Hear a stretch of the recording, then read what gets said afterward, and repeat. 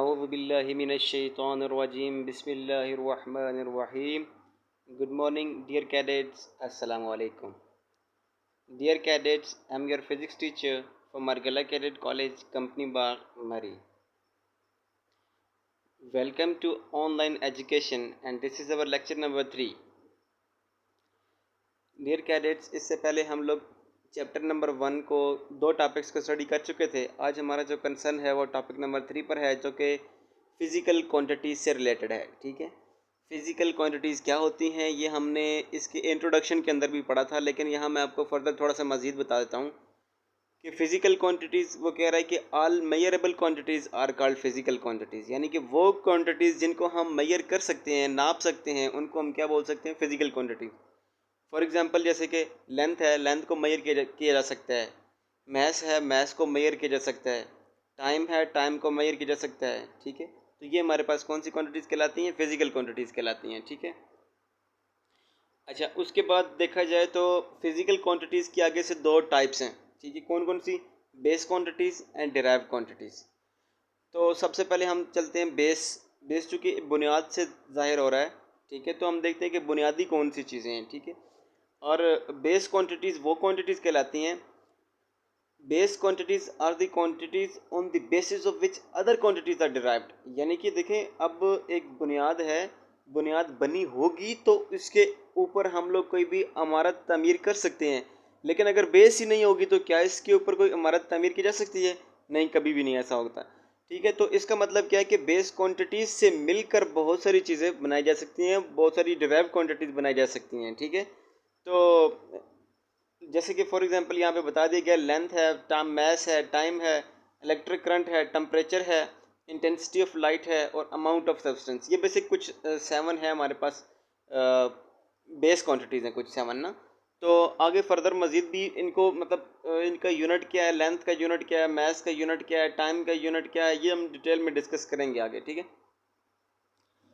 अब पीछे हमने बेस क्वांटिटीज़ तो डिस्कस कर ली. अब हमने देखें डिराइव क्वांटिटीज़ क्या होती हैं. तो the quantities which are derive from the base quantities. देखा मैंने पहले आपसे क्या कहा था बेस क्वांटिटीज़ को पढ़ाते वक्त के, बेस क्वांटिटीज़ वो हैं जो कि अपने आप में समझ लें कि एक उनकी कोई वैल्यू है. ठीक है, यानी अगर वो ना हो तो कोई उससे ऊपर कोई चीज़ बन नहीं सकती है. जैसे मैंने आपको कहा कि बुनियादें ना हो तो हम हमारा तामीर नहीं कर सकते हैं. ठीक है, तो ये चक्कर है.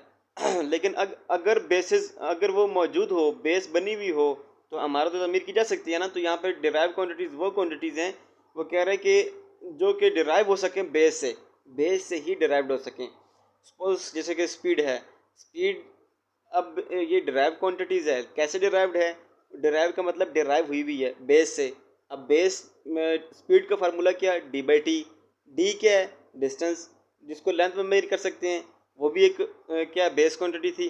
और टाइम, टाइम भी बेस क्वांटिटी थी. अब 2 बेस क्वांटिटीज़ को मिलाकर हमारे पास एक क्या बन गई है, डिराइव क्वांटिटी बन गई है. इसी तरह से एक्सेलरेशन, फोर्स, डेंसिटी, चार्ज अगर देखी जाए तो सब जितनी भी चीज़ें हैं ये सारी की सारी एक डिराइव क्वांटिटीज़ हैं. होप सो कि आपको ये बात कंसेप्ट क्लियर हो चुका होगा.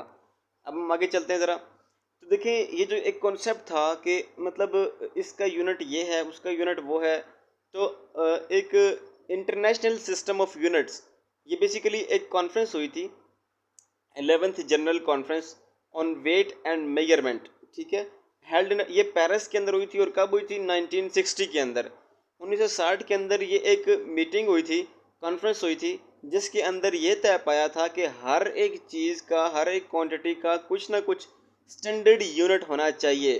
फॉर एग्जांपल जिसके ज़रिए हम दूसरे को डिफाइन कर सकें.